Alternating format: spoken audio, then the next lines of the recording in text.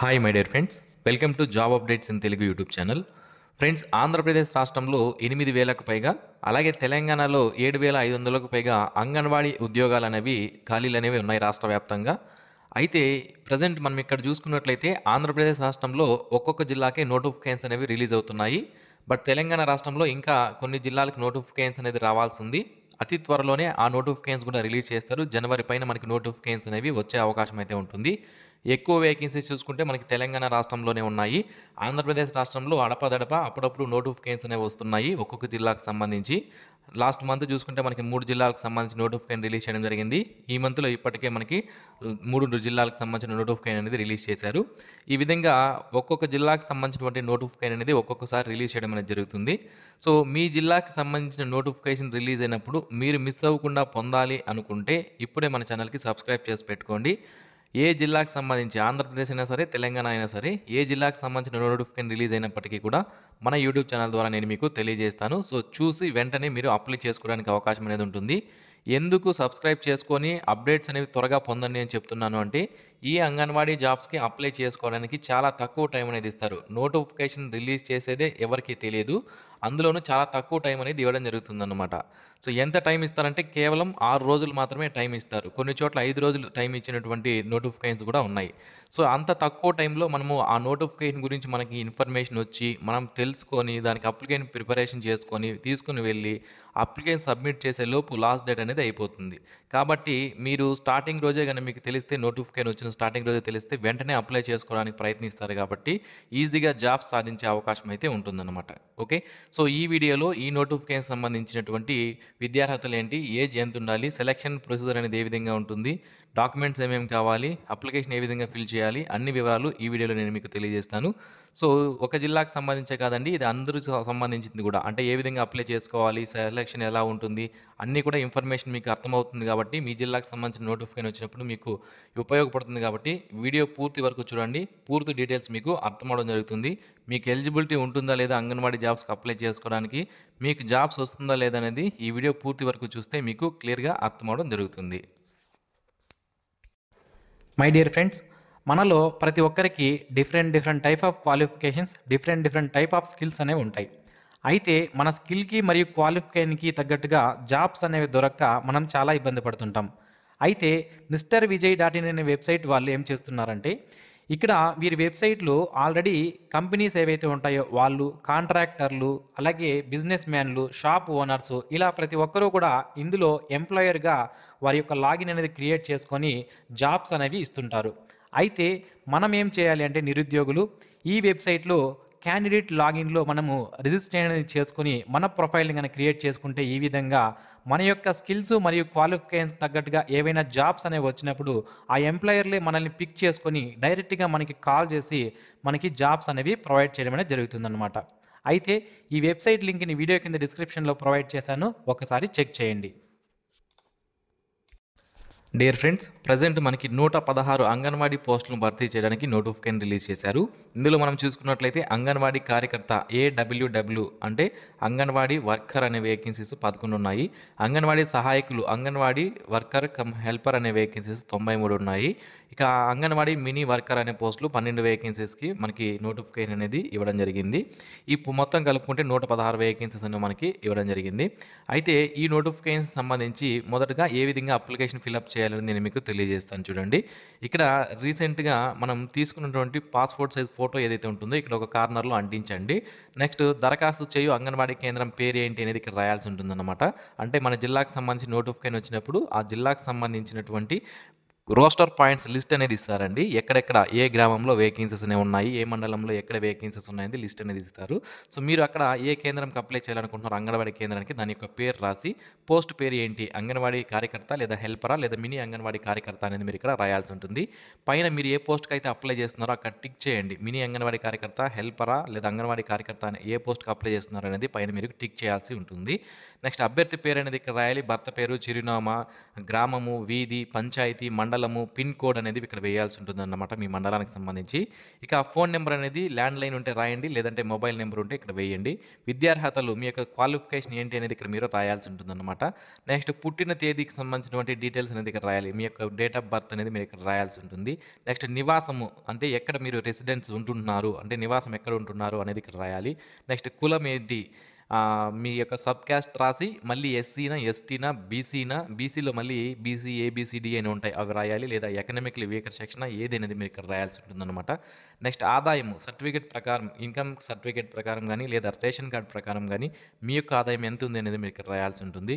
Next certificate ఏదైనా మీకు intermediate board ద్వారా కానీ లేదా యూనివర్సిటీ నిర్వహించినటువంటి ప్రీ స్కూల్ టీచర్ ట్రైనింగ్ లేదా కృషి మరియు ఫ్రీ స్కూల్ మేనేజ్మెంట్ ట్రైనింగ్ లేదా ఈసీఈ వర్కర్లుగా పనిచేసినటువంటి ఎక్స్పీరియన్స్ ఏదైనా ఉంటే దానికి సంబంధించి మీరు ఇక్కడ రాయవచ్చు.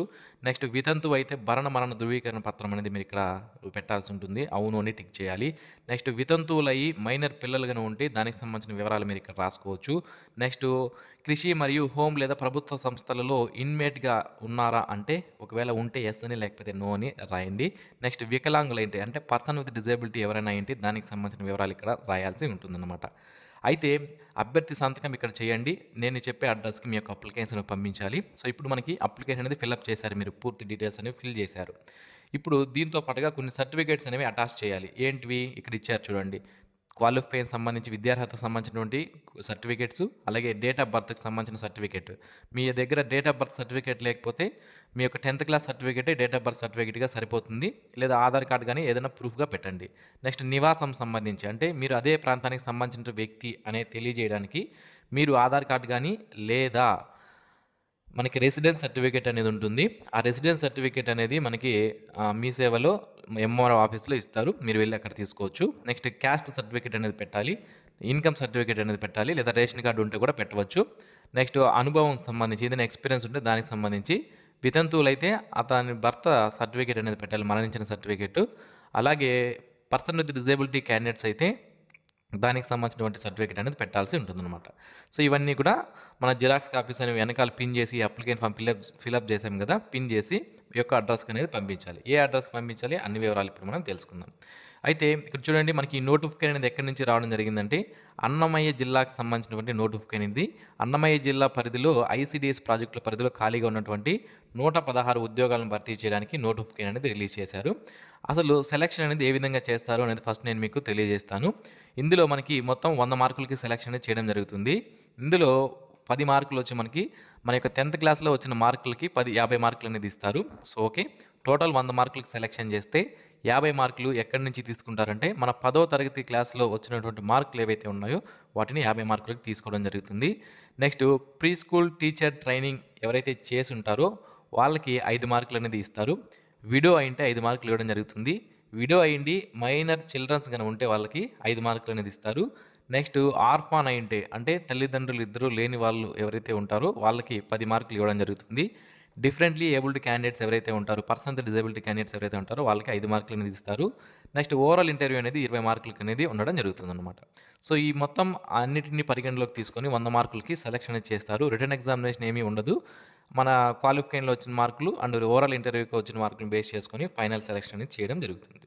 అయితే ఈ పోస్టులకు సంబంధించి ఎవరైతే అప్లికేషన్ పెట్టుకోవాలి అనుకుంటున్నారో చూడండి, మనకి రోస్టర్ పాయింట్స్ అనేవి ఇచ్చారు. అంటే ఎక్కడెక్కడ ఏ ప్రాంతంలో వేకెన్సీస్ అనేవి ఉన్నాయి, నేమ్ ఆఫ్ ద ప్రాజెక్ట్ ఏంటి, అండ్ మండలం పేరు ఏంటి, అంగన్వాడీ సెంటర్ ఎక్కడ ఖాళీ ఉంది, అక్కడ ఏ పోస్ట్ ఖాళీ ఉంది, అంగన్వాడీ వర్కరా హెల్పరా ఏది ఉంది, అండ్ అది ఏ కేటగిరీ వాళ్ళకి రిజర్వేషన్ చేయబడి ఉంది అనేది క్లియర్గా మెన్షన్ చేశారు. ఈ లిస్ట్ మొత్తం చూస్తే మీకు క్లియర్గా అర్థం అవడం జరుగుతుందన్నమాట.